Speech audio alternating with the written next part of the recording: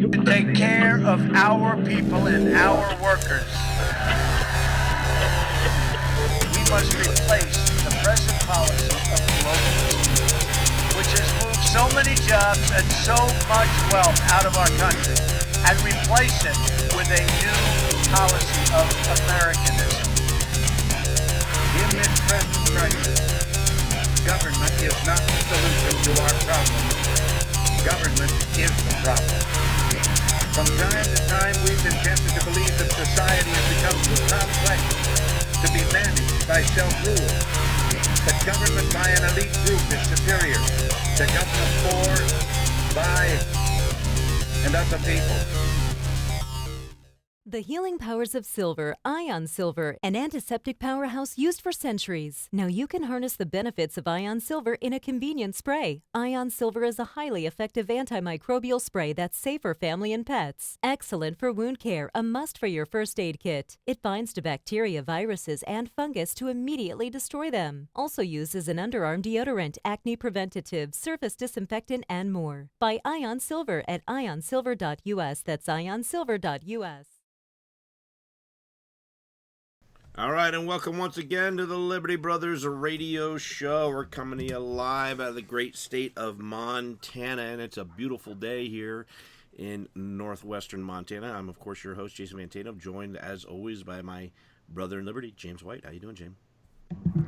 I'm very good today, Jason. Thanks so much. The great state of Montana, where the congressional candidates are fans of big-time wrestling. They are. Or MMA, I don't know. Might be wrestling. Yeah, right. Man, I couldn't believe when I read that last night, by the way, that our the Republican, hopefully the replacement for Ryan Zinke, who moved on to be the Secretary of the Interior for the Trump administration. If those of you that haven't followed any news, there was an altercation last evening, and Greg Gianforte, quote unquote, body slammed this reporter under the ground. Yeah, I have to say, guy Jason, from The Guardian. Yeah, from The Guardian. And I have to say, my initial reaction was, I wouldn't mind slamming a couple of reporters on the ground myself. Yeah, really, to be honest mine with was you. kind of, man, there have been times I've kind of wanted to do that myself, dealing with all the media guys that I have in my tenure as the Oath Keepers national media director. But, the difference is I never did. And, so you got to wonder. There is a libertarian candidate that was on the ballot today. I did go and vote. So I hope that, rather than just, if they're disenfranchised by that action, that they at least voted for the libertarian. Because, the Democrat, he's a folk singer. He just has no real experience. So I don't know. We'll see. We're gonna know. Actually, we can find out. We can talk about election results. We're gonna have James Wesley Rawles, New York Times author and alpha prepper, on here, back on the show. He's gonna be kind of a regular guest for us. He has been for many years, and his schedule's kind of opened up. So we're gonna have him on. I don't know, probably once a month at least. So he would be what I would consider the OG. Yeah, he's an original gangster when it comes to prepping. I mean, yes, he's pretty much out in front of everything.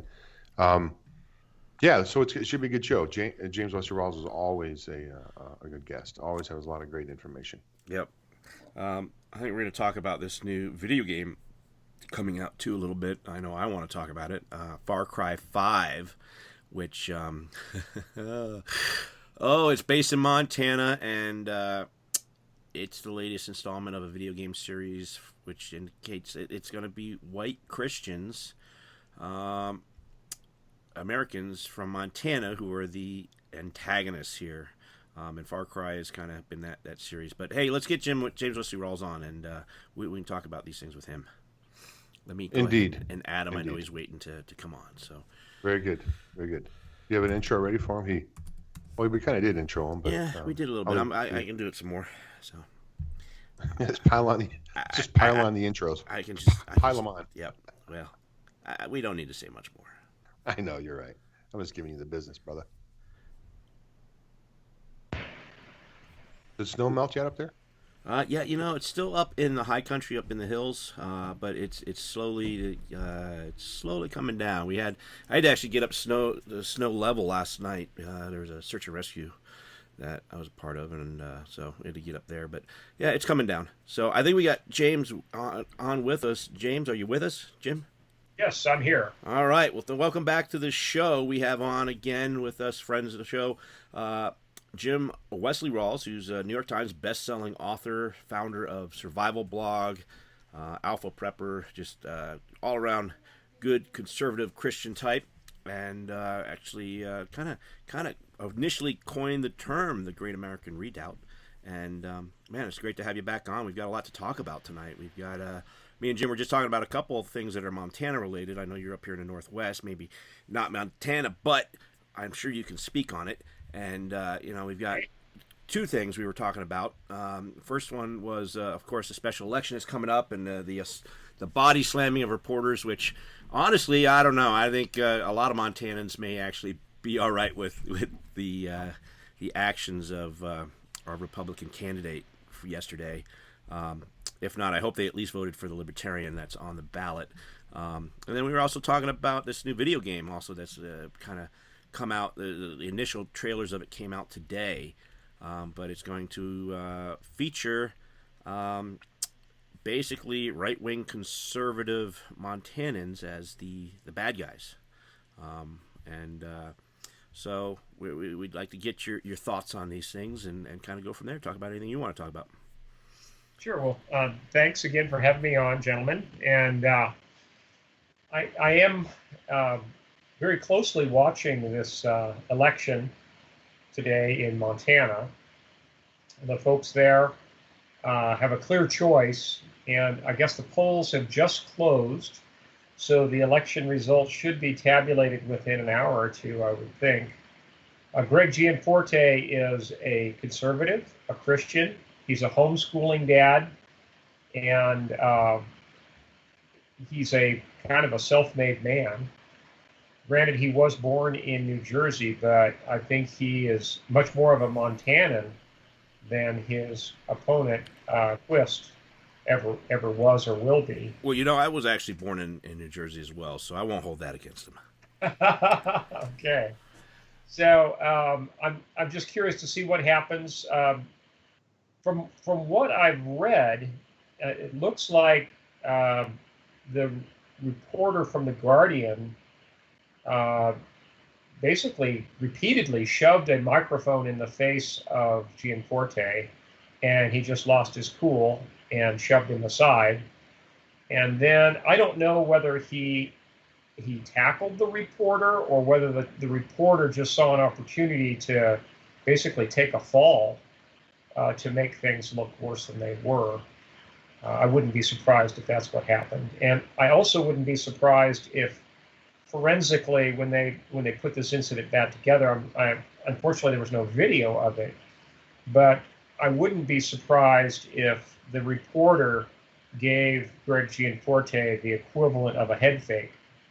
I've got a question why there's no video. I mean, they've got the audio, and Fox apparently was there because they witnessed. There's a couple people from Fox, a video team, I think, who I would have thought would have had some sort of camera going already if this guy had kind of barged in. And from what I've heard, he's kind of barged into the office and immediately kind of stuck a microphone right in his face.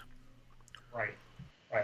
So we may never get the whole story. Who knows? But and I'm not sure if it's really going to have that much of an effect on the outcome of the election.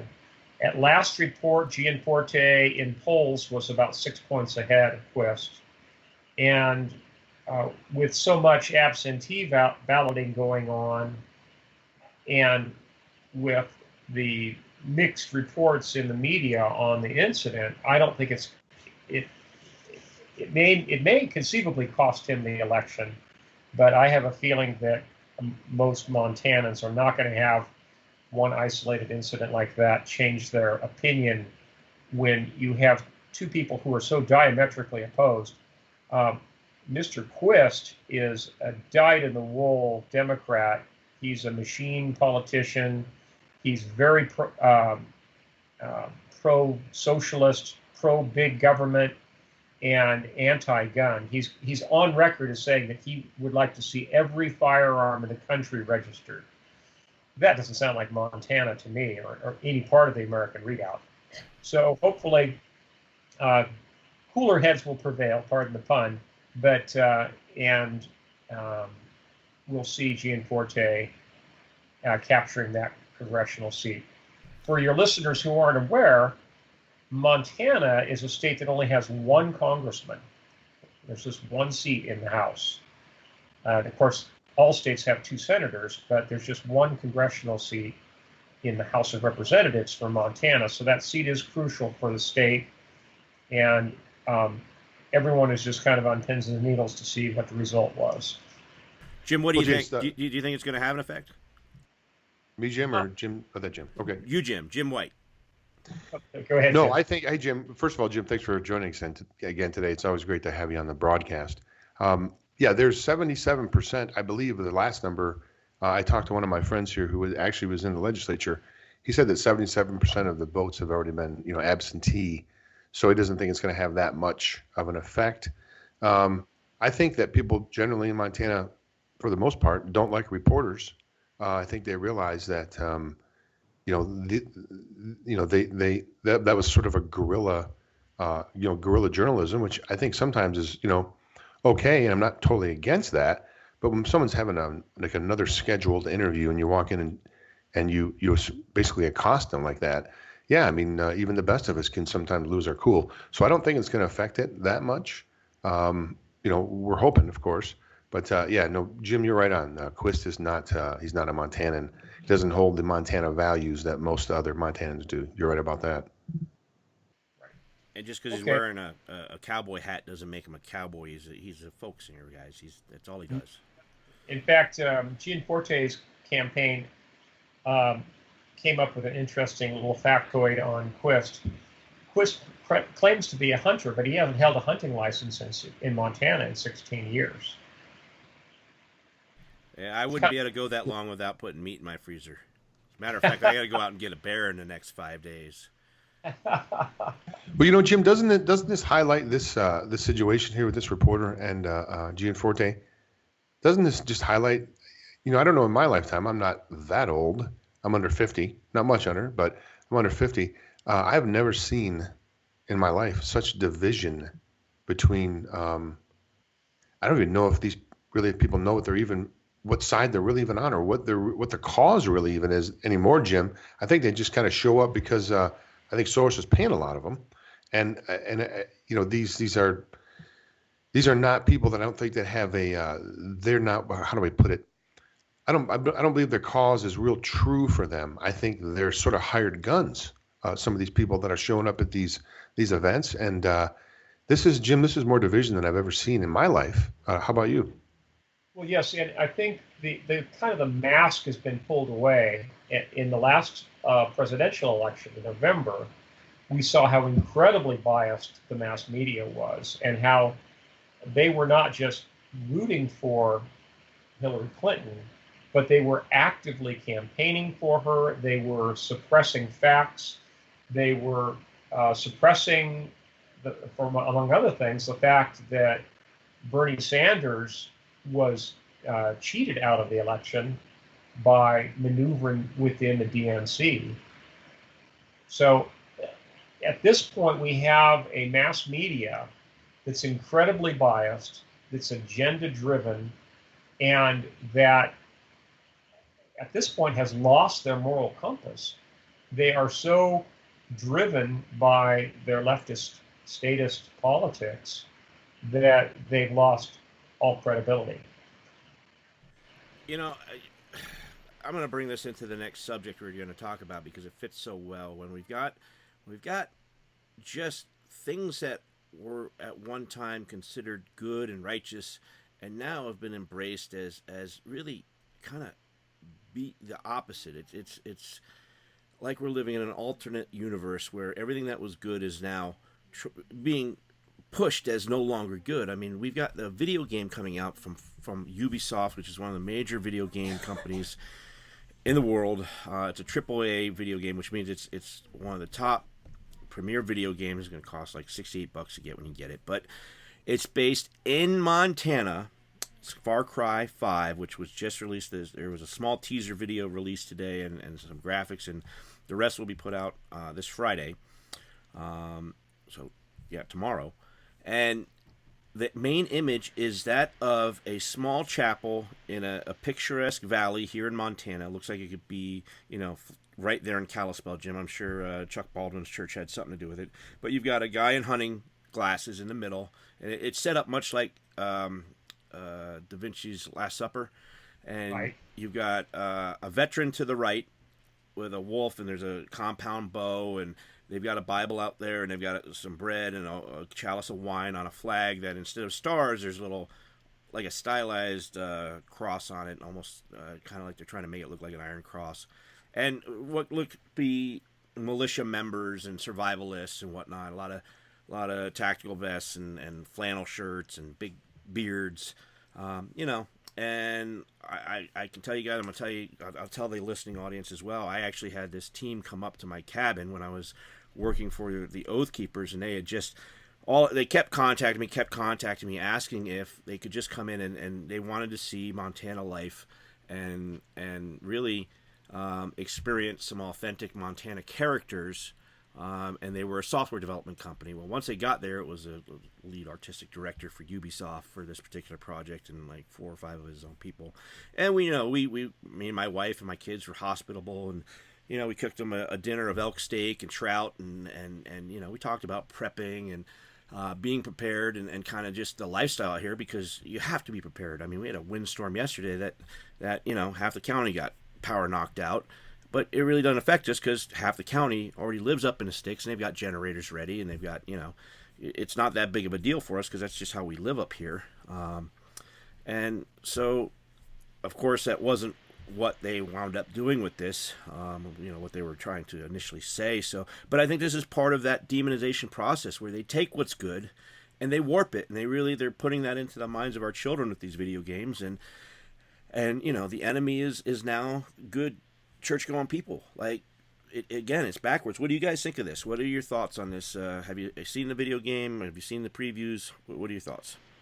I've just seen the still that shows the Last Supper scene, as you refer to it, and it just sickens me to see that the level of bias and just the level of hatred. And you use the term demonize, and that's exactly what they're trying to do, because if you look at the way that statists operate, when they want to create division, they first sometimes have to manufacture division when it doesn't really exist. Then they take that division and they turn it into marginalization. Then from marginalization, they move along to demonization. And then from demonization, they attempt to eventually segregate and criminalize, and at the very end of the process, if you look at the history of Cambodia or Nazi Germany, actually exterminating the people who they've set apart. It's the we-they paradigm on steroids, and I think that video games like this are just one cog in the machine of the demonization process. If I can break in real quick with some news here, it looks like Drudge Report, front page of Drudge Report, Quist at 48%, Gianforte at 46%. Oh no! All of the precincts, only one has fully reported. So the majority of the precincts have not reported yet. But so far, not good. That's not encouraging at all. Well, we can only hope that some of the returns that would come from servicemen who are deployed overseas who filed absentee ballots, and some of the absentee ballots are not showing up yet. That's my only hope, because absentee voters tend to be more conservative overall. And it all depends on what counties have not yet fully reported. And if some of those counties are rural counties. Obviously cities like Missoula and Bozeman that are liberal are going to be going to have a majority voting for Quist because they're Democratic strongholds, as well as some of the counties that were traditionally heavy into mining. In fact, that's how one of the differences between Montana and Idaho. Montana has a stronger Democrat Party because Montana was more of a mining state than Idaho. And Yeah. with mines came unions, and with the unions came the Democrat Party. And they've stuck around. And there's now a tradition of Democrat voting in a lot of families that were involved in mining. So it'll be interesting to see how this all plays out. I can only hope that the later returns will go toward Gianforte, but we'll just see what happens. Jim, switching gears a little bit, I got a question for you. You probably kept, not that I believe Fox News it represents the conservative viewpoint more so than the other networks for sure. But you see now where it looks like the Media Matters and their ilk are trying to run Sean Hannity off of Fox News. Now, I'm not saying that, I believe Sean Hannity probably could have done, the liberty movement a lot of justice if he would have come out and said some real truth, some uncomfortable things, but then maybe he wouldn't have been on air very long. But what do you think about this really targeting? They've targeted O'Reilly now. It looks like they're going after Hannity. They just want to monopolize the whole. It's not a matter, Jim, of them wanting free expression of equal time. They want to monopolize the whole conversation, and they basically want to take over, pretty much. You're absolutely right. They do want to monopolize, and they're targeting people one after another. They did their very best to silence people like Alex Jones, like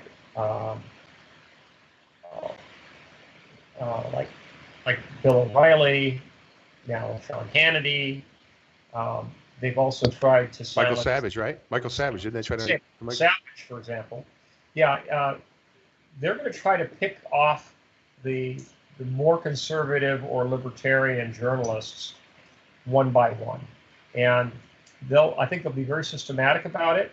They'll use different pretexts in just about every case because they don't want to form patterns.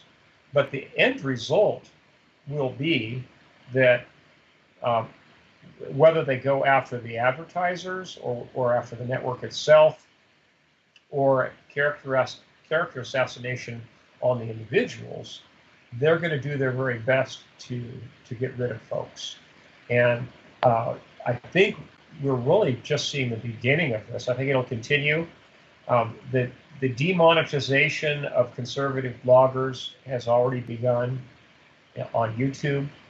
And I think it's just a matter, and it may not be very widely reported, but Amazon, for their Amazon sellers associates, reduced the commissions that are paid to Amazon sellers. People have Amazon stores on their websites by 60% 2 months ago. And it'll just be next month where people, because there's a 2-month delay in payments on that a lot of bloggers wake up to the fact that suddenly their income has been slashed. And that's going to affect bloggers. It's going to affect podcasters, video bloggers, basically anyone who has a website where they have an Amazon store. In the long run, I think that the entire Google cabal, as I like to refer to it, is going to turn like vicious attack dogs on anyone who holds conservative, Christian, or libertarian views. And they will do their very best to nudge to, if they can't demonize, they can at least demonetize. And it seems like it's already in full effect. I mean, it feels like we're in just a different country altogether to me.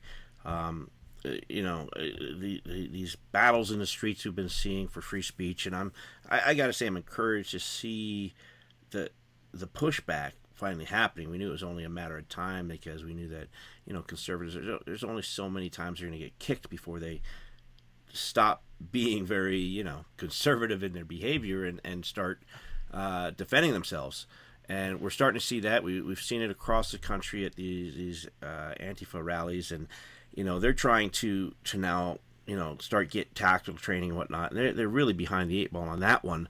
But I saw a posting today that they're now going to be trying to punch motorcycle club members, which is just not a good idea for these. I mean, it's almost like survival of the fittest at this point.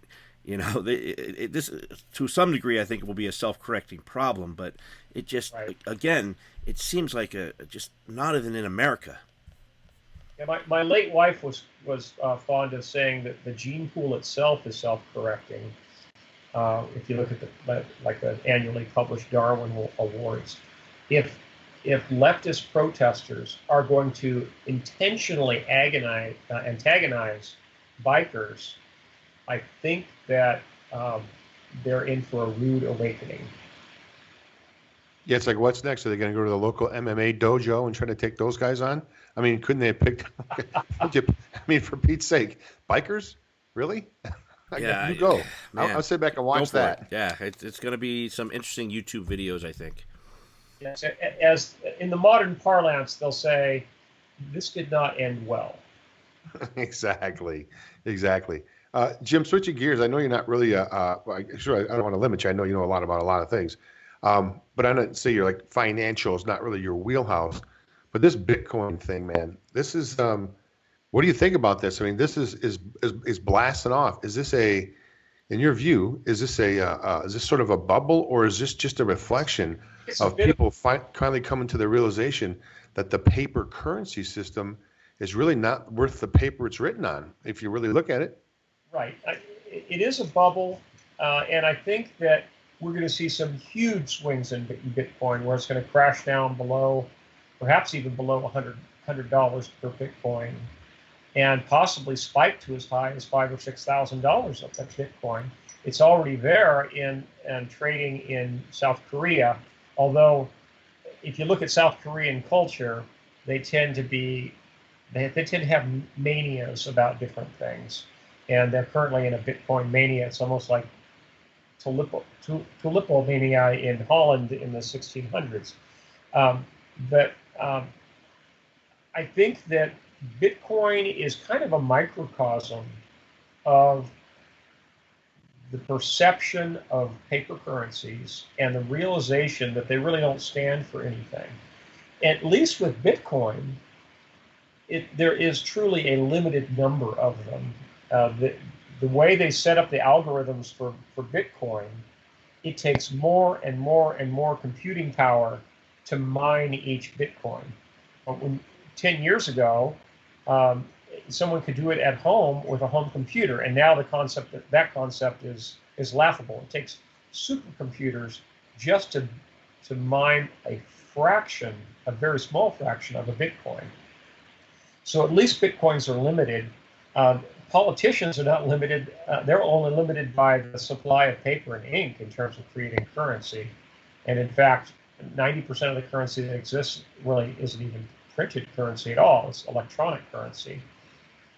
So again, Bitcoin is a microcosm, and I think it's kind of a precursor of distrust in all paper currencies that will, in the long run, bring about probably an electronic version of a redeemable electronic version of gold that's traded worldwide and that's redeemable worldwide. And I think that will probably be the preferred currency in the wake of the collapse of the euro and then eventually the collapse of the US dollar. I think both are doomed. It's just a matter of which is going to reach the bottom first. Jim, did you have a follow, or you want me to grab that? Oh, go ahead. Okay. I wanted to talk about real quick. We had another major event happen this last week. One that struck home it struck my heart because I've got 3 daughters, as many of our listeners know, and 2 of them are right in the age of some of these victims, and then just seeing some of the faces of the Manchester children that were killed by that just awful, evil attack over in England. And again, I think this is going to be a self-correcting problem. If you come to a Western civilization that the Crusades sprang out of as a defense against the same sort of invasion that was happening then, that same spirit is still in our genes. It's still programmed into us, and I think that a great way to wake up that programming is to come and attack our children, our little girls. I mean, this was a Disney singer. Say what you want about her, nothing I would ever listen to, but the kids love her, and you know what? That's going out and killing little girls. Really, man, my heart just broke a little bit seeing these victims, and just it made me want to go and sign up to go take care of this problem. What were your thoughts on the bombing that happened over in England, and do you think it's going to spur people? I think it'll spur a few people, but unfortunately, given the statist mass media's dominance of the media, it won't be until there is an absolutely horrific attack that's an order of magnitude larger before the collective revulsion point is met, and where actual, there's in Europe where they have parliamentarian style of government, where they have votes of no confidence and new governments put in place, and with these new anti-immigration governments where they just plain not only close the door, but start deporting immigrants en masse. We're just not at that revulsion point yet. And unfortunately, I think it's going to take probably a chemical, biological, or nuclear event before that takes place. I wonder how long... Go ahead. Go ahead. I was just going to say, I wonder how long it's going to be until... Sorry, we're dancing again. How long is it going to be until we see something of that magnitude? They're obviously making more and more attacks. Same day, the whole town in the Philippines was attacked. Or was it... Where was it? Was it the Philippines? Yeah, it was Philippines. Yeah. I think we might very well see it before 2020. Yeah, I mean, I think it may be coming up pretty quick. Decade of the 2020s, certainly by the end of that decade, we'll probably see at least one weapon of mass destruction used either in the continental United States or in Western Europe. And that's going to be the collective trigger for changes of government, radical changes in policy with, that'll make the current extreme vetting that's being called for look mild by comparison, where they just literally slam the door shut and then very carefully scrutinize those who are in and start showing them the door. And it's just difficult. Sorry, Jim, I'm just going to add this in and I'll let you go. That's right. It was my little girls turned to me and said, why would someone do this? Why would these people want to do this? And again, unfortunately, I had to explain to them that this is going to be the world you inherit, that unfortunately, for a period of time, this is going to be something you guys go through a few times, because it's not going away. It's only going to get worse.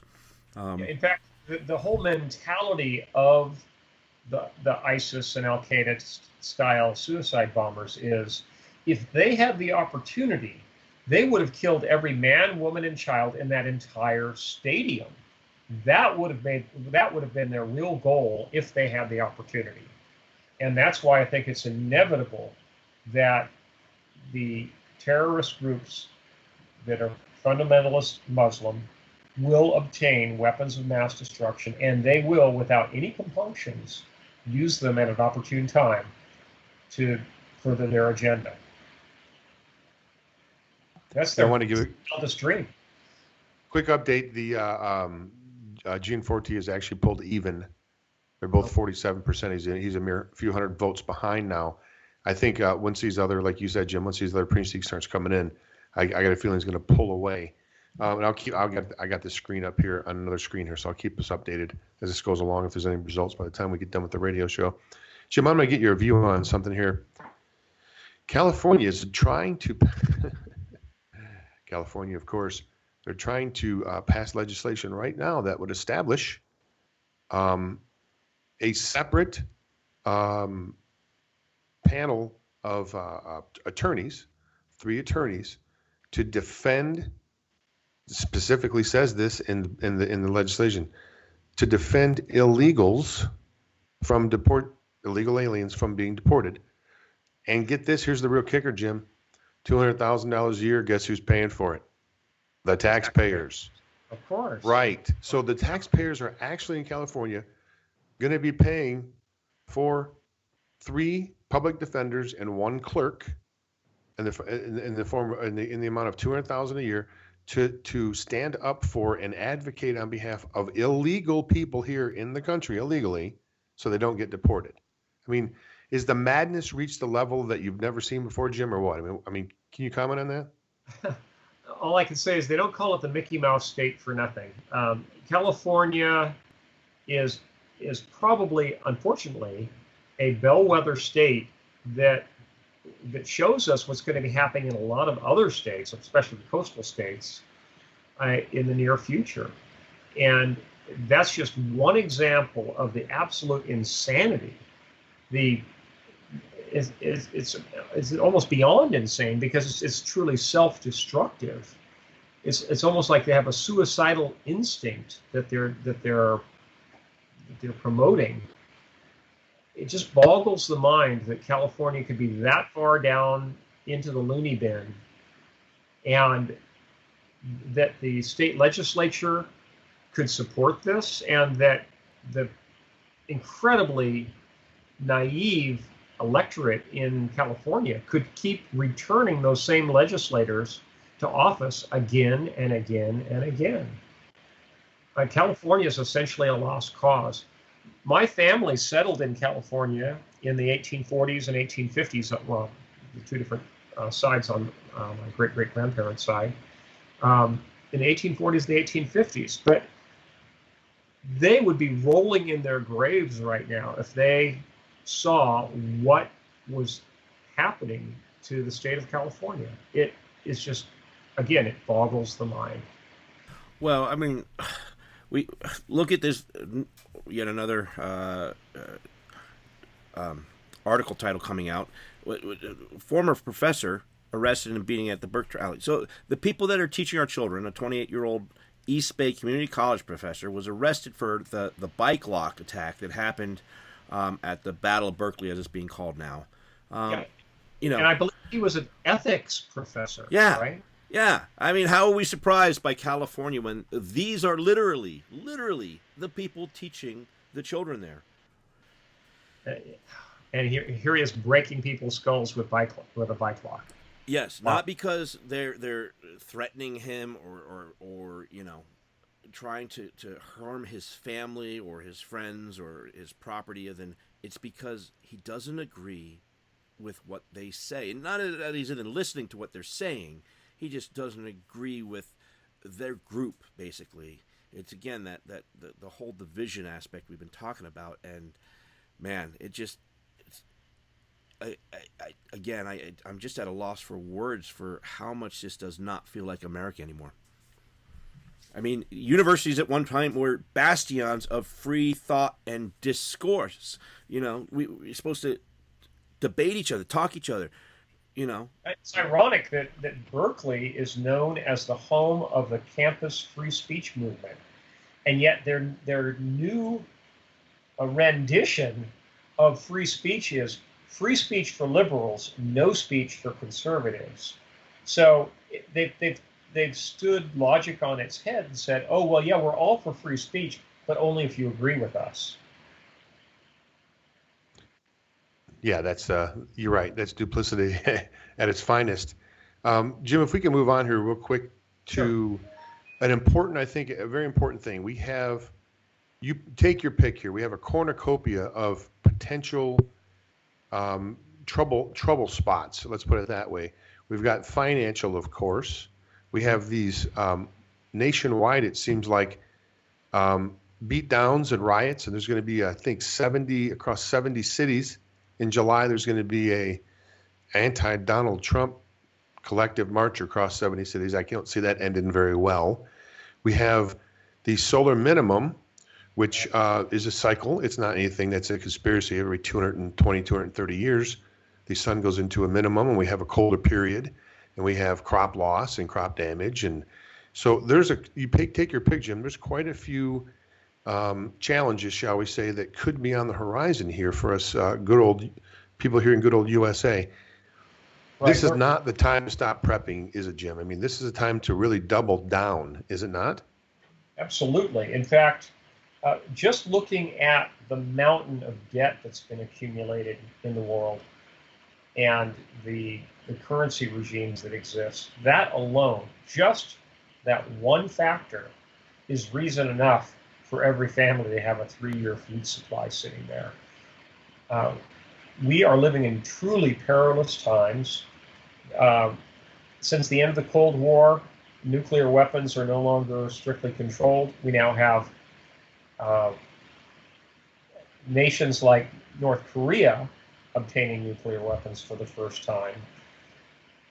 We live in an incredibly dangerous world. You mentioned the solar minimum that's continuing. We may see a repeat of the Maunder minimum and a little ice age. And you can thank Al Gore for that global warming when you're having to burn 12 cords of wood each winter and we only have a very brief summer. There are manifold threats out there, and anyone who is ignoring them at this point is doing their families a great disservice. And any Christian who's listening to this, who has a family, needs to look himself in the mirror and say, am I doing everything that I can to provide for my family, no matter what happens? And recognizing those manifold threats, you have to reach the conclusion that to be a good steward of what God has given you, you need to reprioritize your finances, skip taking that European vacation or the vacation to Hawaii, sell your jet ski, sell your 62-inch plasma HD TV, whatever it takes, but get your family prepared. The time for dawdling is over, long gone. Well, you got to have plenty to write about. I mean, this is, as far as the genre goes, there's so many things that I could see you spinning a new tale about. Is there anything that is happening now that you're planning on possibly involving in a future work? Well, I've had a couple of spin-offs from my blog. The first one was Survival Realty, which is a site that advertises retreat properties. And that was with my eldest son. And then with my youngest son, we launched a press credential site, which is called cfapa.org. That's the Citizens First Amendment Press Association, where we issue press credentials free of charge to any adult citizen who requests them. They can actually generate their own press credentials from our site and print them out and laminate them, and away they go. Well, I'm thinking about the societal trends that we're faced with right now. As a teaching point, I'm thinking about forming my own tribe, a nationwide tribe of all of the people of North America who were here before the states themselves were formed. That would be the descendants of the original colonists and the descendants of everyone who lived in the territories before they became states. I would certainly be included in that. Yeah, and that would probably include about 70% of the American population.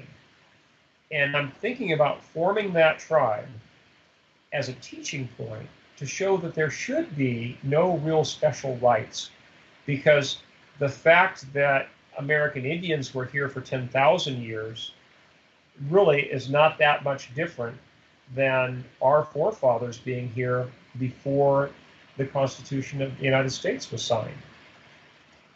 So I want to illustrate to people the folly of trying to segregate people, ironically, by declaring a new Native American tribe of native-born Americans who are the descendants of the original settlers, to wake people up to the fact that we have a society that is being so sliced, diced, and compartmentalized, where every individual ethnicity, every religion, every sexual orientation seems to have their own pressure group.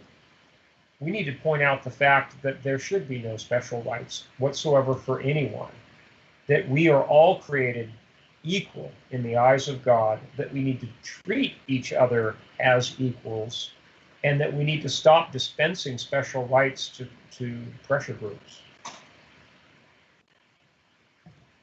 So I should have Jim, an announcement about that sometime in the next 6 months. I'm just formulating it right now. You know, Jim, I couldn't agree with you more, and I want to get your view on something. I meant to ask you this a little bit earlier. Let's, if we can circle back just briefly to the Manchester attack.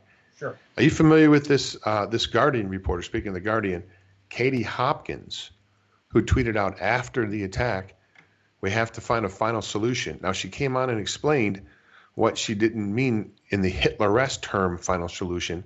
She meant we have to have a final solution to this immigration problem so people stop getting blown up. Well, I'm not sure if you're aware, but the police are now investigating her for her tweets. You talked about reporter, you talked about your program where you issue press passes.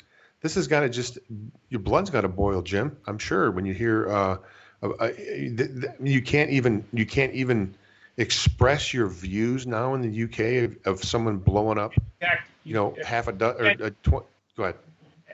At this point, you can't even report the objective truth without becoming suspect. That's how far down the slippery slope we've slidden.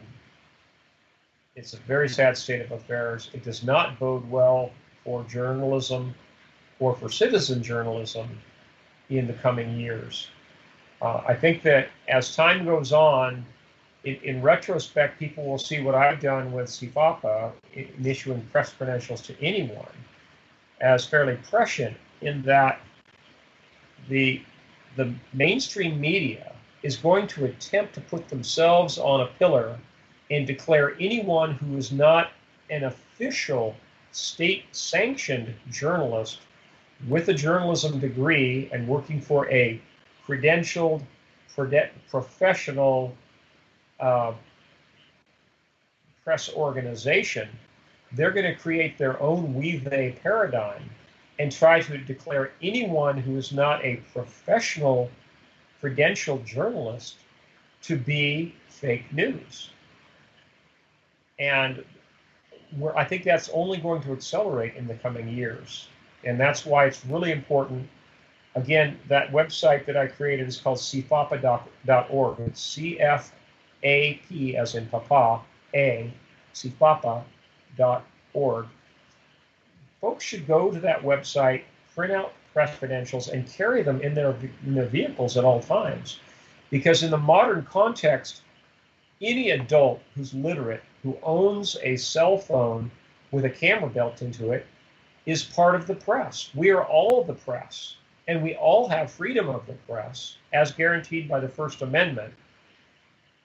The fact that we can take still pictures, record voice, and record video on a device that everyone now carries in their pockets, at least in the big cities. I don't, I live in the country, but the fact that technology exists is the full embodiment of the First Amendment as our founding fathers originally intended it. We cannot allow the media elites to try to marginalize us and push us out of the media stage. We have a legitimate voice. We have the legitimate right under the First Amendment. And folks, you need to get serious about this and get press credentials and carry them with you, because if unless we have enough people do that, we will lose true freedom of speech and freedom of press in this country. We are coming up to the end of the first hour. You're welcome to join us in the second hour as well. But if you can't, I want to give you a chance to talk about any subject that you maybe haven't talked about yet. Yeah, I'm sorry, gentlemen, but I have another interview scheduled here. I'm taping an interview in about 7 minutes, so unfortunately I'm going to have to check out. Not a problem.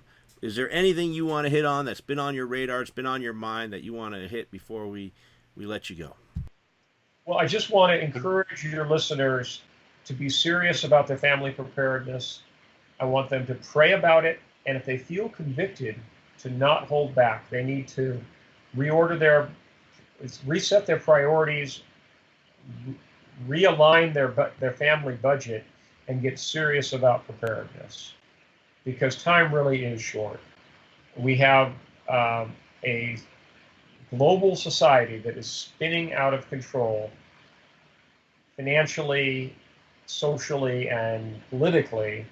And folks, if you can't see what's going on, you're blind. And if you do see what's going on, something.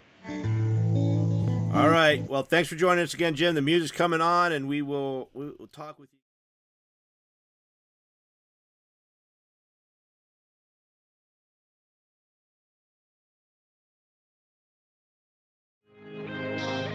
The opinions expressed on this radio station, its programs, and its website by the hosts, guests, and call-in listeners or chatters are solely the opinions of the original source who expressed them. They do not necessarily represent the opinions of Revolution Radio and FreedomSlips.com, its staff, or affiliates.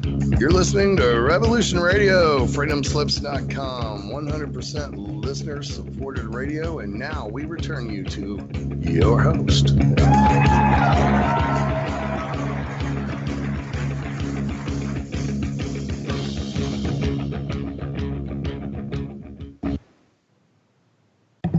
Okay, welcome back to the Liberty Brothers radio show. Thanks for joining us here on this second hour. I'm sure Jason usually does this, but he's probably stepped away. I did use the facilities, so I'm back now. That's fine. That's all right. I've done this before myself. So, so it looks like Gianforte now is pulling away. Not tremendously, but he's 3,000 votes now ahead, and it looks like I'm sure he'll probably, it seems at this point that he'll probably win. Let's hope, of course. Anyway, what do you think about this this whole Seth Rich thing going on here, Jason? Are you following that at all? I know you've been. Yeah, I by the way, been. I want to say real quick for the listeners out there, congratulations to Jason for passing your exam. I know you've been working hard and burning the candle at both ends, doing training and studying. And I have to apologize, brother. I don't remember exactly the name of the thing you just passed, the test you just passed. It's a practical exam for the EMT. So a lot of you listeners probably put two and two together that I volunteer on a local emergency medical team here in northwestern Montana. I won't say exactly which one, but I've been working on getting my EMT and kind of an accelerated pace. And so it's a lot of work, and it's all good stuff though. Part of one of the search and rescue teams and part of one of the ambulance teams. So, man, I'm loving just plugging into that community and being one of the people that 2:30 in the morning when someone's having the worst night of their lives, that I'm one of the people that answers up that call and goes and helps them out, out in the middle of nowhere. And, because we're sometimes out where we're at, it can literally be if like Flight for Life or something can't come out, which we call alert around here. It's a 2-hour drive, it's flying in the ambulance down the highway. It's still 2 hours from certain parts that we reach here. So it's pretty unique and it's stressful and exhilarating and just crazy all at the same time. It's all good stuff, and I'm really digging it. But thank you. You're quite welcome. And I'm chatting with our mutual friend Mike Adams here, and he's going to pop in here for about 20 or 20 minutes. That's awesome. How cool is it, folks, that we're just sitting here talking. I'm trying to get Stuart Rhodes on the line. You got Mike Adams. So yeah, that's awesome. I think that's Yeah, so cool call that him we're up. able He's to. ready. He's waiting. He's standing by, waiting for you to call. All So right. Yeah, let's get we'll have him on here in a second. Let's get Mike Adams on right now. So, special surprise guest for everybody. Mike Adams, the health ranger from naturalnews.com. And let's get him added up. Here we go.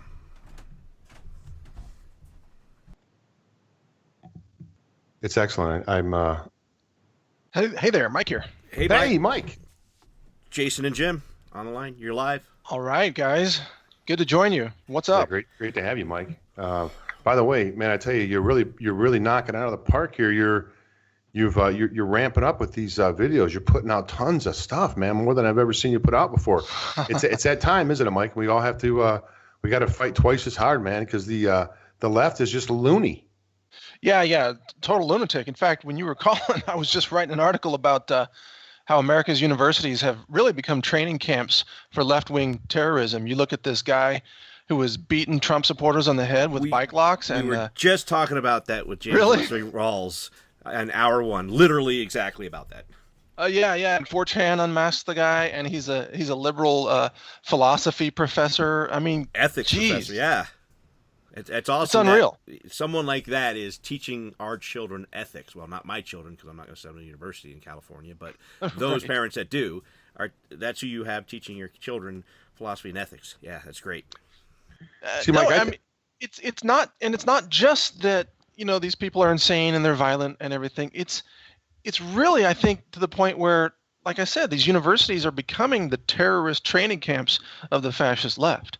I mean, these are the people that are going to attempt to overthrow the country with a cultural revolution type of communist, attack. Literally, that's what they're planning. They are indeed, and if you remember, Mike, we were on the line with I think it was Stuart Rhodes, and he had back in January, I think right before the Trump inauguration, if you remember, they were talking about maybe storming the inauguration and trying to pull off some shenanigans on inauguration day. And I think Stuart had some guy, I forget his name, Jason, you probably know him, but he was sort of embedded in that movement. And I mean, there's no doubt about it that these guys, I mean, I know this has been speculated and reported, but this guy was on the inside. Soros is paying these people like every week to do this. I mean, these are paid rabble rousers, and they're Mike. They were throwing. You probably saw this. They were throwing cinder blocks through the air, and if they would have landed on top of someone's head, I mean, you could have killed someone easily with a cinder block, for Pete's sake. Yeah. They have no. It's no. Like we were talking before. It's not like, hey, let's have a discourse. Let's have a reasonable discussion. No, they don't agree with you. They want to smash you in the mouth and hit you with the bike lock. They don't want to hear what you even have to say. I don't know. It's madness. Well, that's exactly it. And they believe that they have the right to kill anybody with whom they disagree. And so it's not difficult to see this escalating very soon into open kinetic warfare in the streets. I think June 4th, there's an event coming up in Portland, I think. Some Trump supporters having a pro-Trump rally, and of course Yes. the Antifa forces are going to be there. And they're trying to arm up, even though none of them know which end of the gun goes boom. But they're trying to arm up, and they're going to get if they open fire or attempt to, they're going to get slaughtered. We don't want to see bloodshed, but that's where they're driving this toward, and it could really have a snowball effect of unleashing a lot of violence across the country, which could end up in an actual shooting civil war, sadly. Well, Mike, I can tell you that I've been working with Stuart Rhodes quite a bit this last week, and there's going to be these protests all over the country happening later on this month and next, and these Antifa groups and these black bloc type communist groups are organizing it, but to a large degree, I see it as a self-correcting problem because again, they're doing things like hit a motorcyclist, like a 1% motorcycle club member, in the face day. So that's not going to go so well for these guys. I mean, the vast majority of them, it seems, live in their mother's basement. They don't know which side of the gun goes boom. Whereas, conservatives have been very, very well behaved for the last several decades. And let's face it, there's a lot of first responders, a lot of military veterans, a lot of active duty guys that are out there, on the front lines, have been either for their, career or currently Not only do they have tactical training, but people like me with medical training and just all of us. We're Right. so when they poke that giant enough, which they're doing right now, it's Mm-hmm. just a matter of time till it gets corrected. So I think in a lot of ways it's just what happens after it, though. That's my next question, because they're no longer talking about sticks and rocks and whatnot. Now they're actually producing knives that fit in a credit card type holder, so you can have it in your wallet. It looks just like a credit card. You flip it open, and it's a double-edged, razor sharp knife. How long till they move to improvised explosives? It just seems like the more they get beat, the more they're going to try to ramp things up. So, what do you think's next after we beat? Well, I just want to remind everybody listening: whoever shoots first loses, because these people are cry bullies and snowflakes, and they're used to getting what they want by playing the victim, and they're good at playing the victim, and they've got the entire mainstream media behind them playing the victim, right? I mean, just look how the media pounced on this guy in Montana who, tried to throw off this journalist who was, grabbing his arm, right? Any flinch from a conservative is considered assault by the left-wing media. So those who are Trump supporters and who are Second Amendment people are really going to have to continue to practice a lot of discipline. And again, whoever opens fire first loses in this case. So I think that the left is delusional, insane, suffering from mass mental illness, and I think they don't know what they are driving themselves toward. They have no idea what kinetic interfacing with trained people will produce for them. That's a nice way to put it. They have no idea. So they're going to be in for, like you said, they're going to be in for a very sharp correction if they take it to that level. That's about as much detail as I want to say on that. Fair enough. Sure. And I want to switch gears, Mike, a little bit into a subject that I know that's near and dear to your heart.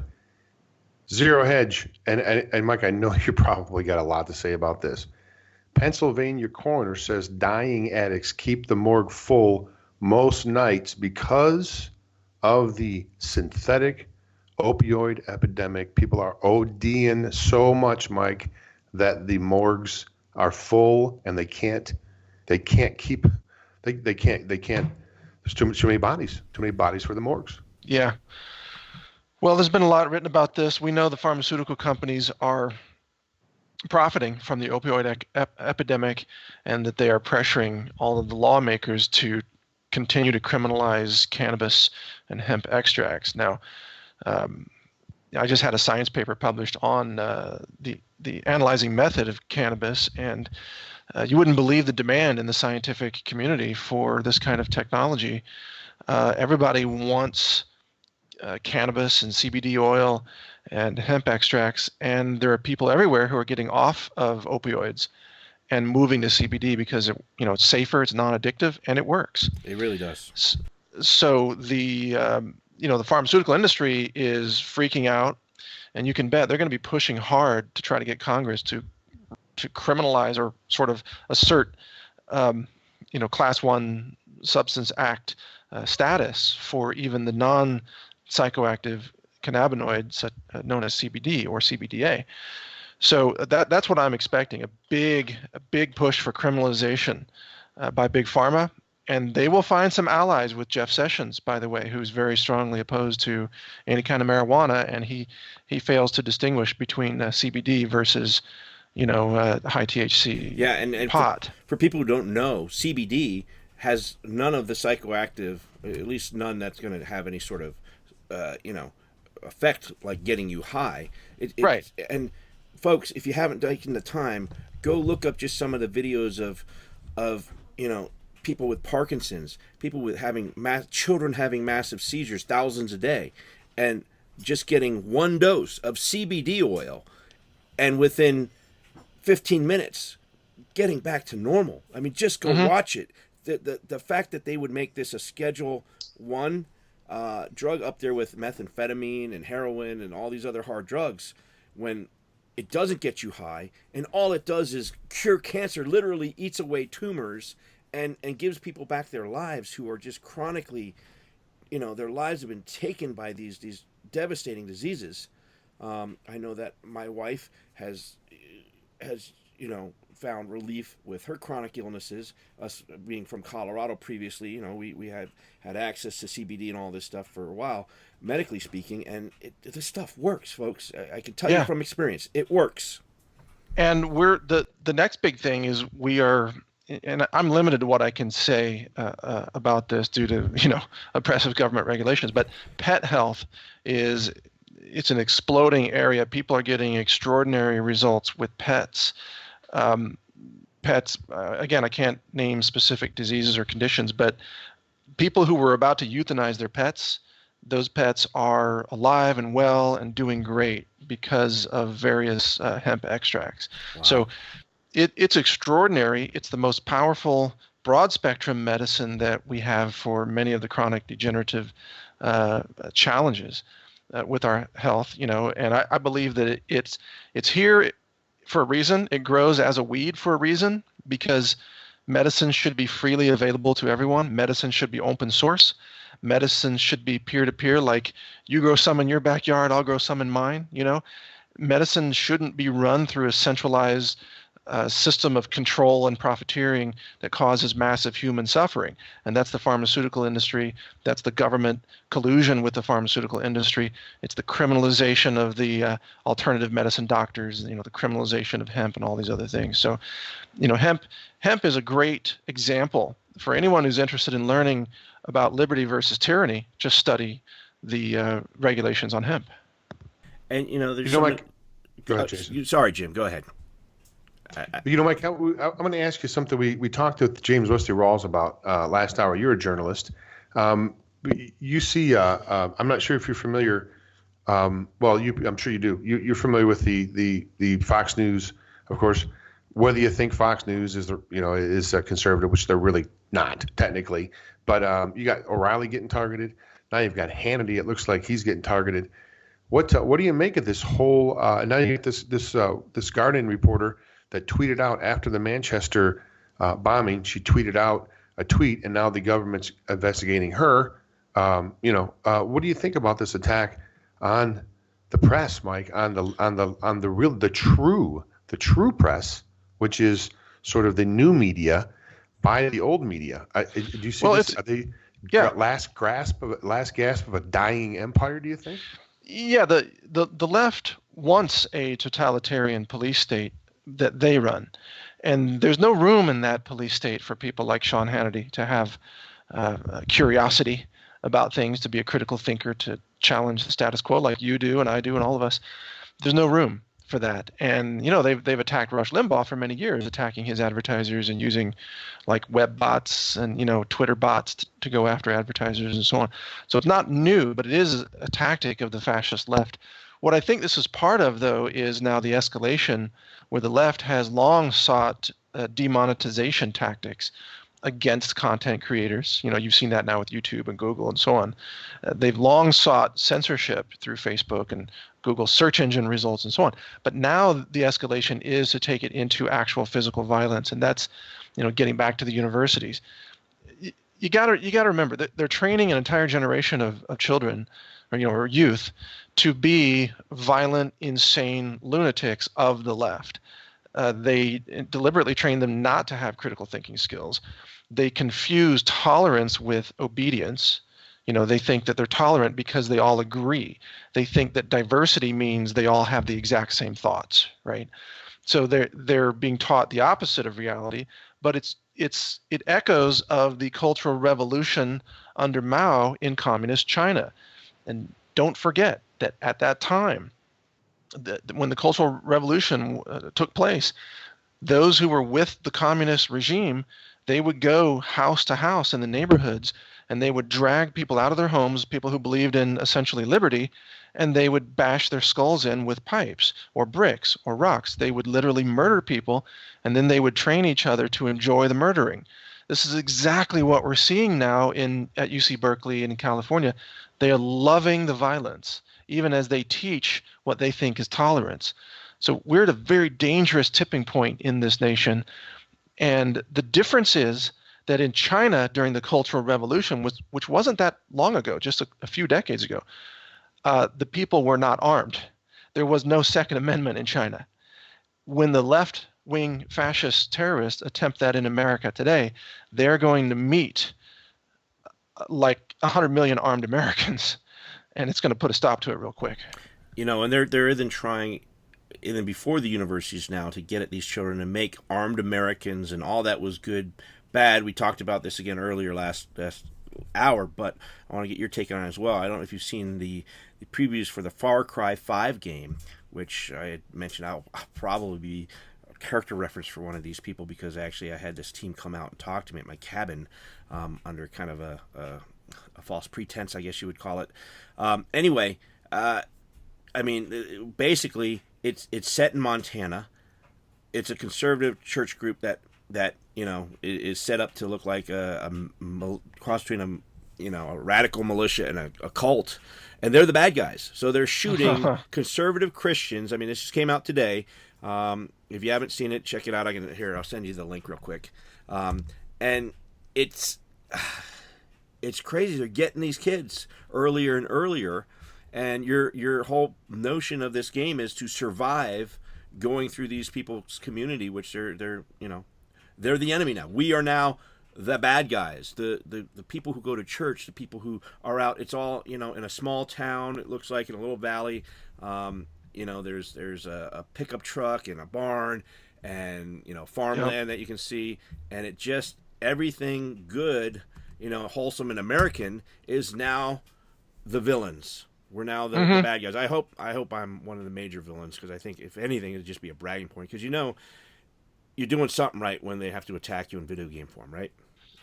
Well, your point is correct about this is an indoctrination system to train young people to look at, I guess, rural Montanans as the enemy. But here's the thing, these like Far Cry and these other first-person shooter video games, there's a lot of left-wing youth who think they're really good at battle because they can click the mouse in that game. Have you ever talked to these kids, and have you ever asked them, well, what about bullet drop compensation? They're like, huh? You ever notice that these games, they don't deal with real ballistics? And so, and obviously a lot of these kids don't have any physical stamina. They don't have any real world hands-on skills. They think that because they shot up a church group in the video game that they can take over the country. See, so that's their weakness. Their delusion is their weakness. They have no idea how to clear a jam, right? A double feed, stovepipe, whatever. Right. They have no idea, how to lubricate a firearm. They didn't even know you were supposed to. I mean, they don't know to compensate for wind or ballistics or anything. And long range shooting, forget it. They think you line up the crosshairs and pull the trigger and that's it. So again, if it goes kinetic, they lose badly. Mike, I was talking to my wife about this, and I was saying, I've been, I think I fired my first rifle when I was probably 9 or 10, hunting up north when I was brought up in Michigan. We'd go up north and hunt, of course, in the fall, like many people would. So this is something that is pretty much for my whole life. I've been very, very comfortable, holding the firearm, cleaning the firearm, firing the firearm, that type of thing. And they're just picking this up here in the last 4 or 5 months at best. I don't, right. As they say for the modern, the modern vernacular, I don't see it ending well, Mike. I don't see it ending well. So let's hope they don't. Let's hope they just decide to go back home and leave us alone. Because I think there's a lot of people like us just kind of on the couch going, okay, have you had enough? Have you got it all out of your system yet? Because if we have to get up off the couch and get our tools handy, you don't want that. Just okay. You just had your fun. Go home. Go home. But remember, their ultimate goal is to take over this country without resorting to violence, just through indoctrination and training. And they've taken over the media. They've taken over the universities. They've taken over almost the entire bureaucracy. Right? 98% of the donations from D.C. went to Hillary Clinton in the last election, something like that. And their goal was, of course, even during the Obama administration, to take away the Second Amendment. They've got to take away the Second Amendment in order to take it to their final solution, which is to lock up everybody who disagrees with them or just execute them all. But they have to take away the Second Amendment to do that. Have you noticed, by the way, there haven't been any mass school shootings since Trump has become president? Notice that? Yeah, I didn't. Now you true, mention that's it. true. I didn't notice it, but you're right. Yep. I wonder why that is. I bet your listeners know.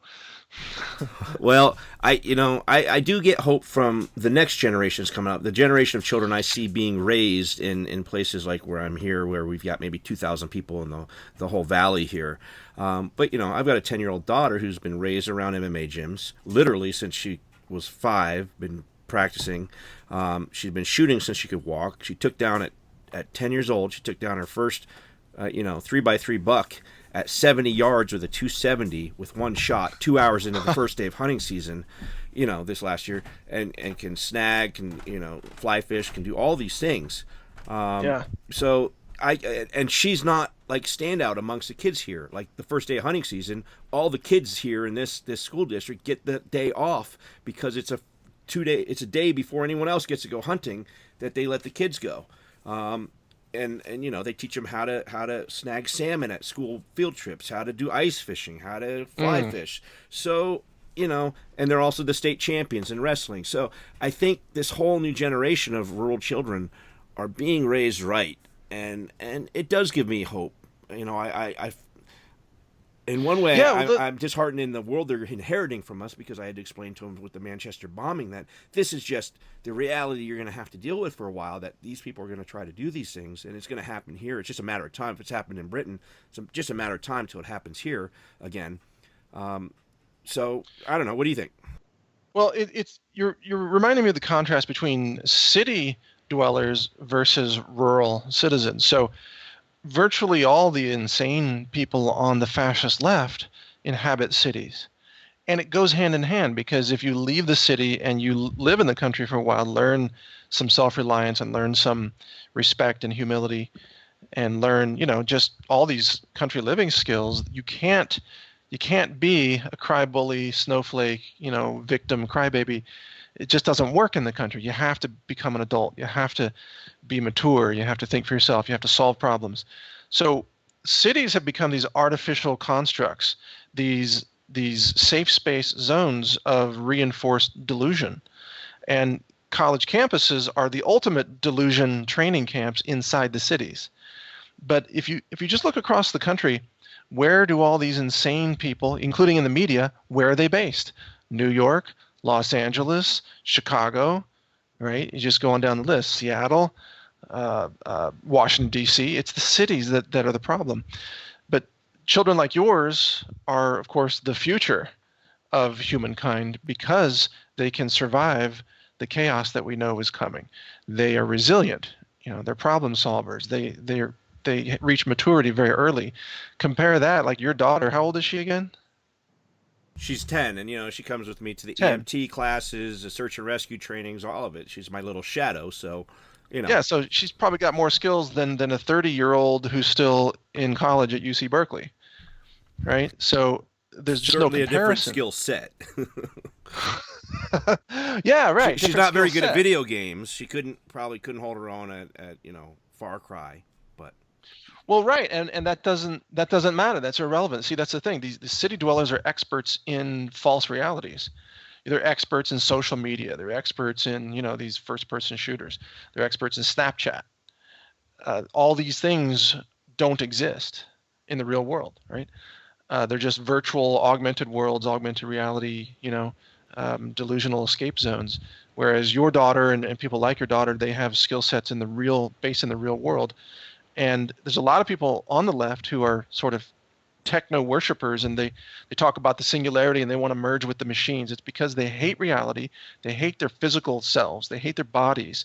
They want to be disconnected from themselves and merge with the machines because they're afraid of reality.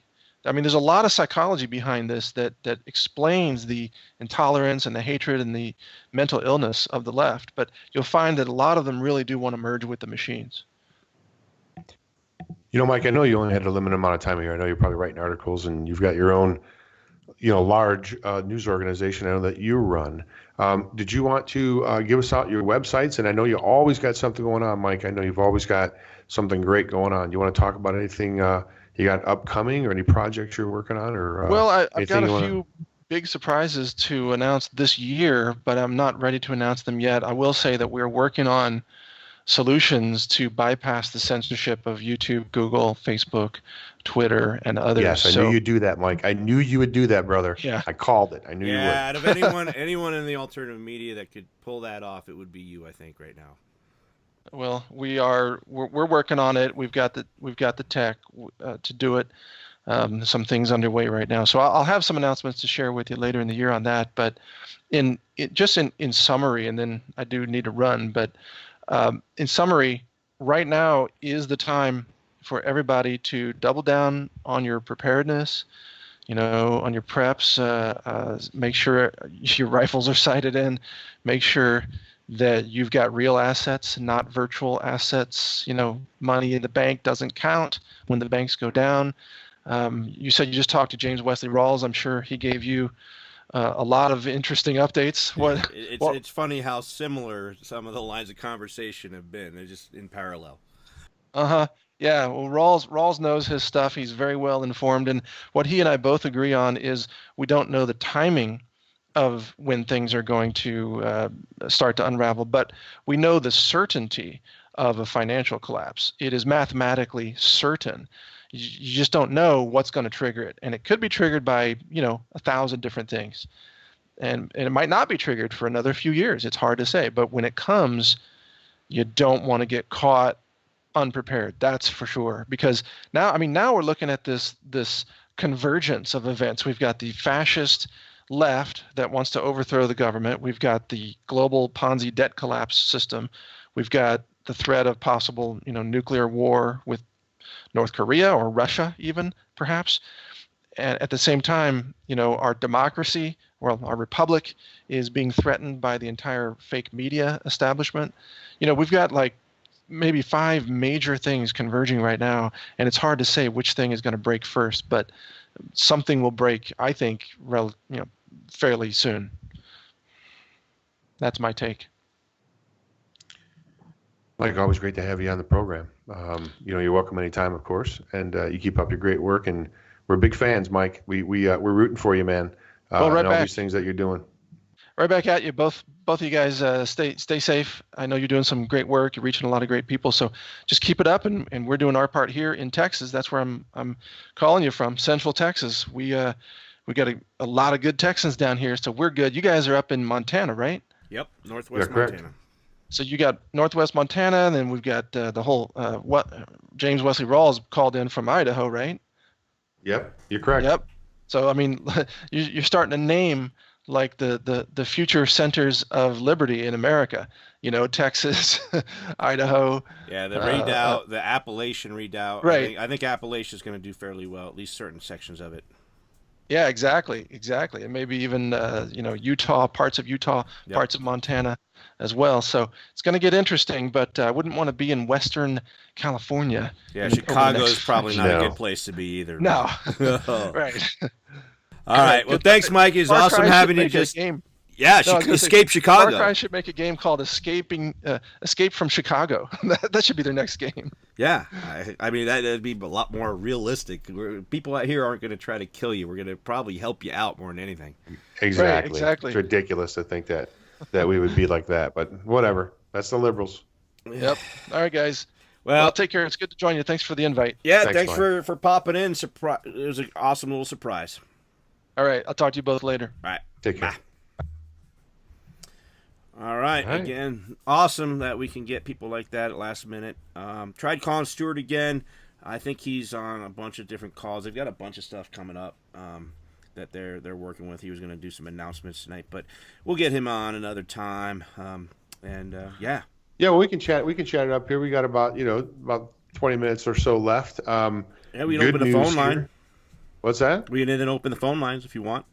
Yeah, we haven't done that yet here on our new time slot. We can certainly open the phone lines if you like. I don't know the number. Is it a different number? The same? Yeah, Studio A is, if you want to call in, we can do it for about the next 15 minutes. It's going to be 347 347-688-2902. Again, that's 347-688-2902.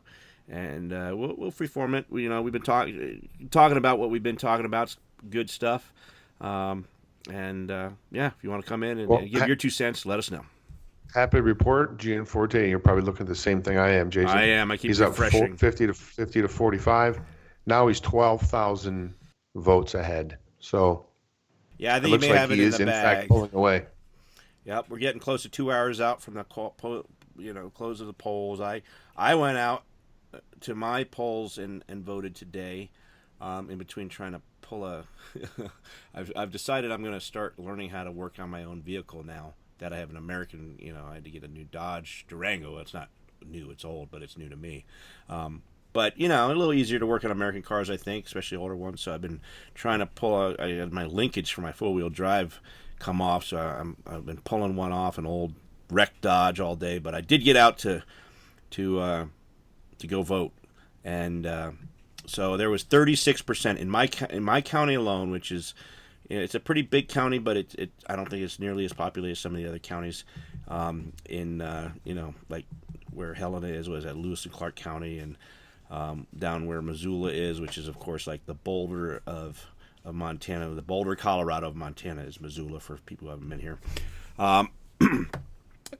They've definitely got a good population base, but there's so much more rural areas in Montana. And again, Montana's a place where when I lived in Colorado, I carried concealed all the time because I felt I had to with the ramping up of crime. I had been attacked at my business that I had owned by felons before. So, I felt like I needed it. Here, it's kind of a different culture. Yeah, we have guns, and if you break into someone's house in the middle of the night, you're probably, or even just come on their property, you may get shot. But, they kind of settle their difference differently. It's totally commonplace. If you got a disagreement with someone, you go out back, you take care of it, and then you go buy each other beer later on. So, I don't think, a guy, throwing down a reporter who got in his face is really going to, if anything, I think it might make him do better. As we're seeing, he's now ahead 5%. He was down, 2% when we started. And I think, if anything, it's going to make people want to vote for him, man. Well, like I said, I'm really no fan of the modern mainstream media reporter. These people aren't even reporters. I mean, the journalism has suffered so poorly. I don't even know if a good friend of mine, his daughter, is going away into journalism, and I had said to him, I said, make sure you tell her if she's going away to journalism that we're at a crossroads. I mean, they're literally at a crossroads. And I think anybody that pays any attention, here's the thing, Jason, they've thrown the gauntlet down now to the point where here's how it's going to end. It's going to end one of two ways. Either they're going to dominate and take over, and guys like you and I are going to be, and this may sound conspiratorial, but they exist. Guys like you and I, they're going to be just eliminated or put in re-education camps. Or the mainstream media as we know it is going to completely crumble and go away, and it's going to be gone. I mean, one of the two, there's no compromise. You get where I'm coming from? That's already beyond that point. You can see how the immovable object is trying to meet the irresistible force, and I think we have the momentum on our side. I think that the continued fake news, the continued lies, the continued when you look at the first 100 days, and I want to say 93% of all the reports on Donald Trump were negative. Like this is like all of them. I mean, Fox News is now starting to do some positive reporting, but like everything else, like Manchester bombing happened, and I was watching the news the very next morning, just going through, seeing who was covering what. Fox News and of course Sky News, BBC, all nonstop coverage of Manchester. And then I flipped to CNN, nothing but the investigation into the what's his name, the intelligence guy that got fired, which he took out of office. But I mean, they're talking about trying to impeach President Trump. Yeah, Comey. All they could talk about is impeachment, and yet there's an actual news story going on that maybe you might want to cover, but no, that's not on their agenda. Well, I tell you one thing, man. I really think that this, and you see, because of this whole Seth Rich thing, that is really, I think, is gonna come out. I don't think they can stop it.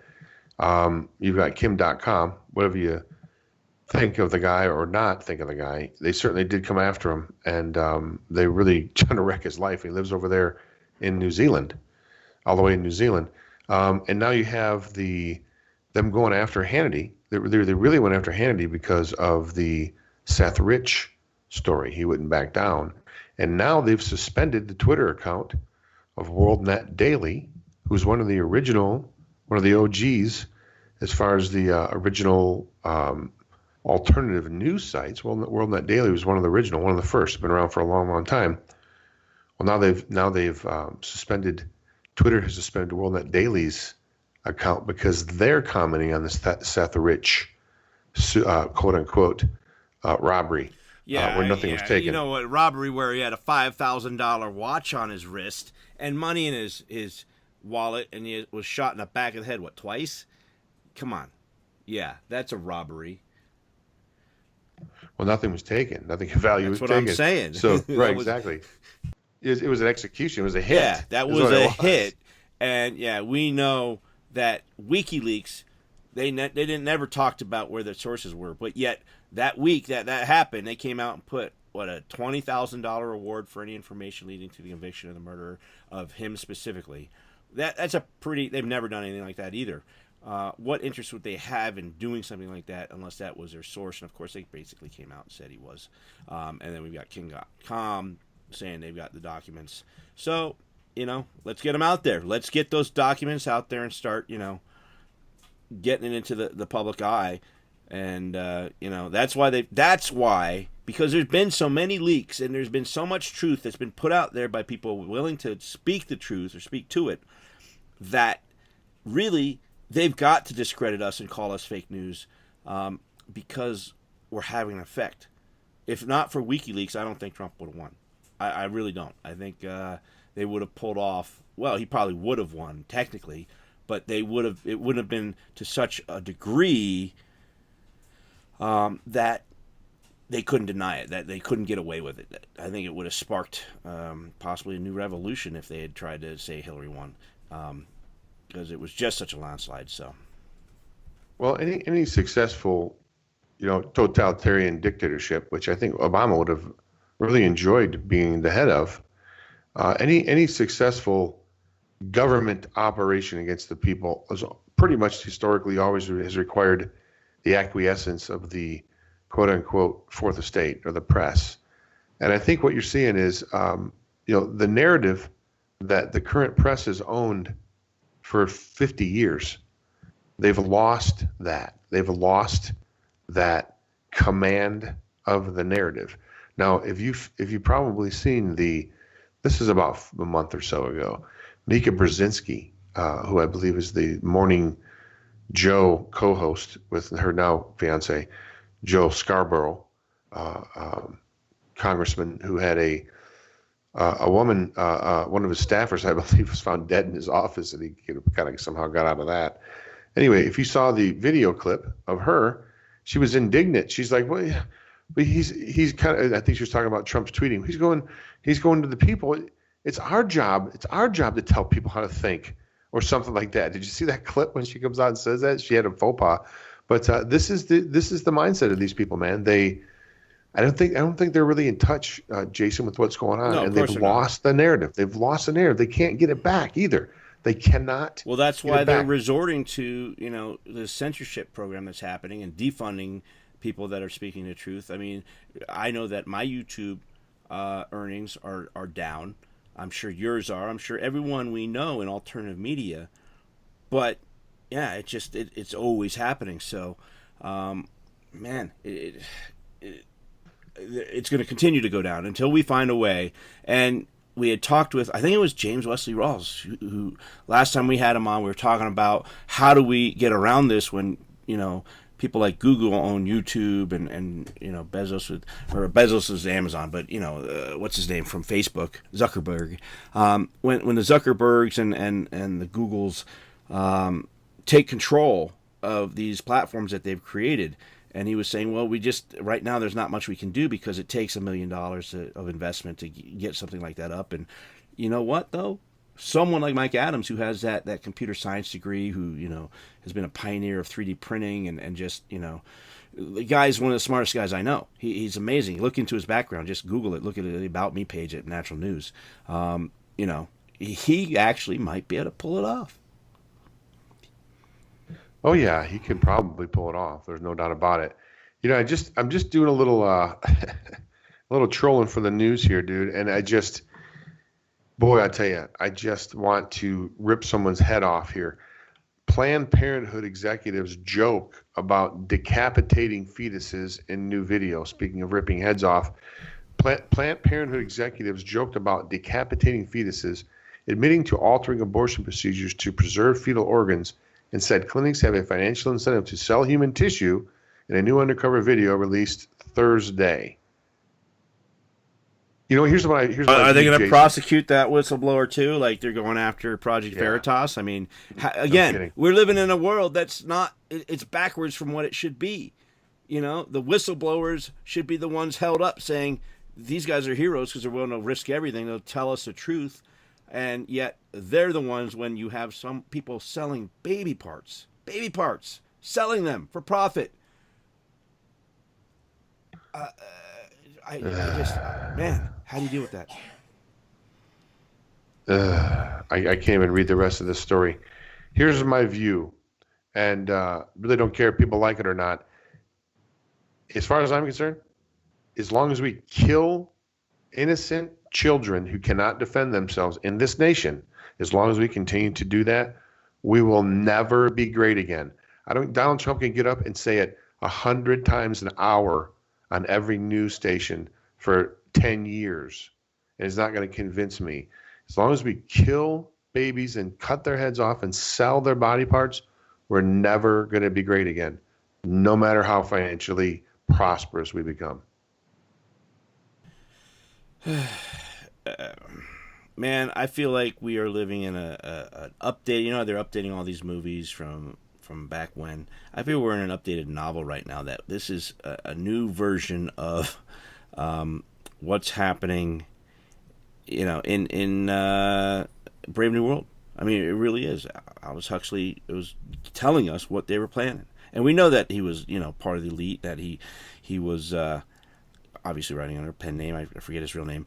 He'll come to me here in a minute. But, it's we do have this ministry of truth, and we do have the unending wars, and we do have the rewriting of history. We're taking down our monuments.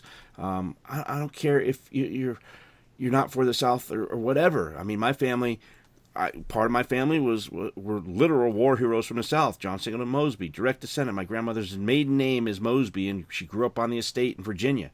But she also has letters that she wrote in support of, where she was written back by Martin Luther King Jr. So, I've got letters that Martin Luther King Jr. wrote to my grandmother, and yet she was, raised on an old, land that belonged to one of the biggest war heroes of the South. So, folks, this is American history. This is what makes us who we are. The struggle for us to overcome slavery. Yeah, you know what? In the end, slavery was abolished. We were one of the first countries to do it. We did it. We started off with all men are created equal.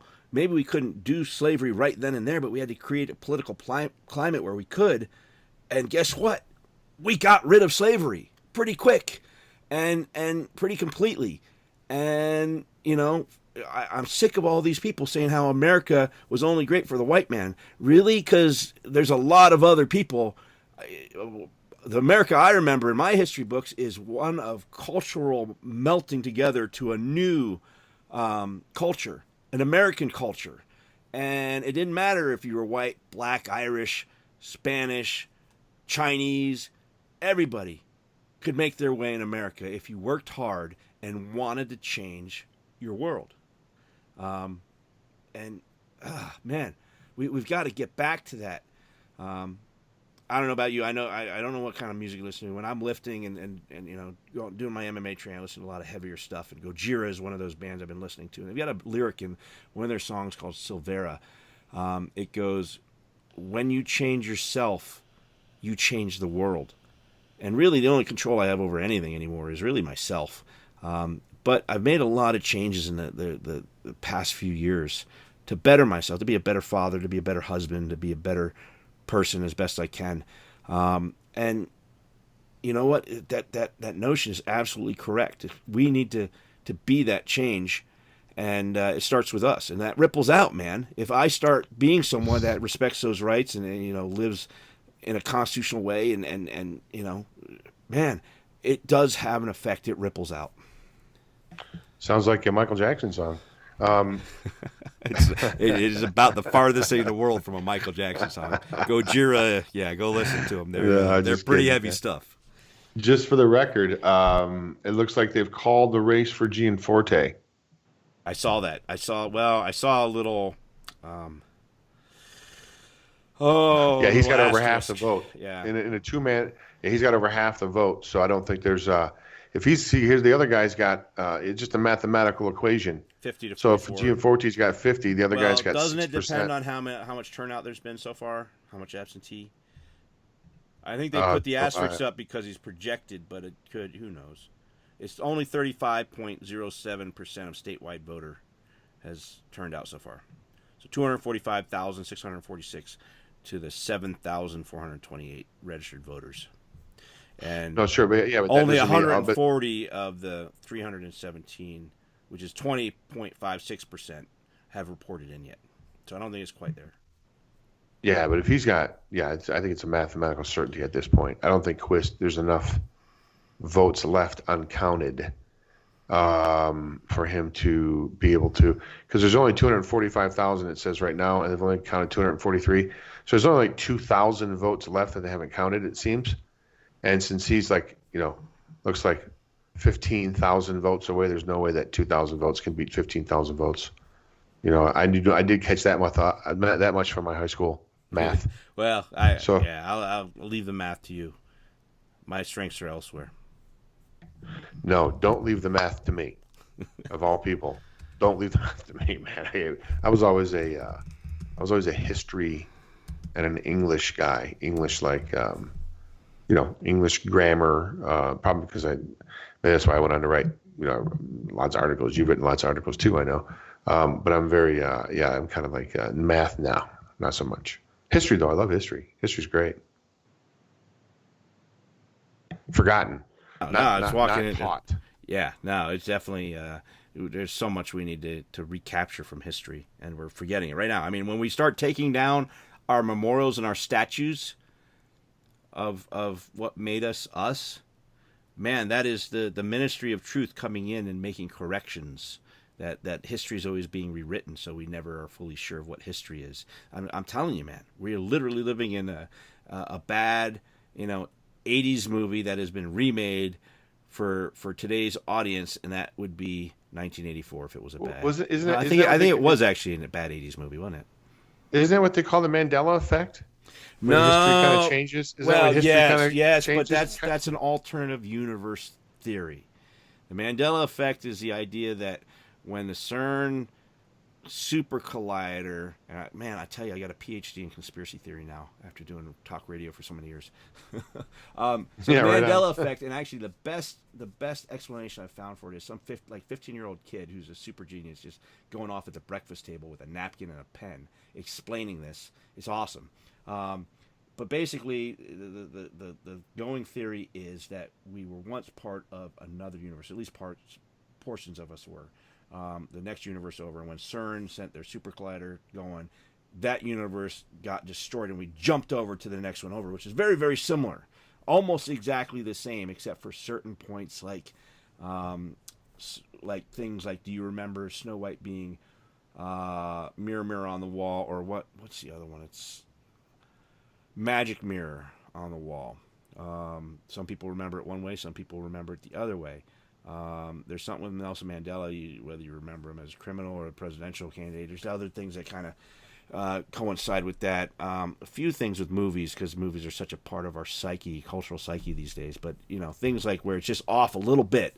And the premise being that the universe is right next to, in an infinite universe, there are infinite universes right next to ours, and the further you get away, we're all fish people, but close by it's basically the same except for small little portions. So that's the Mandela theory, Mandela effect, in a nutshell. Yeah, a little complicated for me. Yeah, I don't know about this whole CERN thing. Why? So how come their universe blew up and ours didn't? Why were we so lucky? How come we took over theirs? Why didn't they take over ours? I don't know, and maybe they did. Maybe we were the ones here, and it was another universe that came. But apparently, So I'm really not me. I'm somebody else. Well, no, you're all different possibilities you could possibly be. Yeah, I think it all gets down to eventually we are all one, and we are all the same at some point. Going through the universes and the multi-universes and That Carl Jung collective consciousness type of thing. I don't think it's quite like that. It's that we experience each life in time. Each possible experience we could have, we do, and it's going to be infinite number of variations upon it. And this life we're in right now. So it gets into quantum mechanics and all that. But here's what I'll talk about real quick with quantum mechanics, and that is, just the fact that we can change something by the mere act of observation tells me that we can hack the universe to a certain degree, that it's set up to be that way. You mean like men stare at goats type thing? Yeah, sure. Right? Men, isn't that, what was it called? The Jedi program, the Super Soldier Jedi program. Yeah, it was men that stare at goats, and that was actually based on, who was that? He's a writer. They just thought it, right? They just stared at the goats, and they thought about the goat dying. And well, the goat it was would like die, right? who'd be a good guest to have on about this would be like Billy Hayes. He's or goat herder. Yeah, well, but it's That'd like be a goat herder in Montana, remote viewing, and some of these different MK Ultra programs that were happening in the 70s, and kind of the amalgamation of that. But I think there's something to it, man. I think there's a huge power to prayer. I think there's a huge power to kind of silencing your using the meditation and motion on the body and healing. But intentioned prayer, I think, does amazing things. I see it in my wife's chronic illness. If I don't know, there's a lot to it, man. It's an incredible universe that God has created, well beyond our understanding, and I think it's pretty awesome. Well, on that note, we will bid you farewell, and we'll see you, in Jason's words, next same week, next bat time, same bat channel. Though it may be in a slightly different universe, so there may be, Indeed. Yeah, it may be same bat time, same bat, I don't know, station. Right on. Well, we'll see. All right. Okay. Well, thanks so much for joining us here, and Jason, last words. No, thanks for joining us. This is the Liberty Brothers Radio Show. Back next Thursday.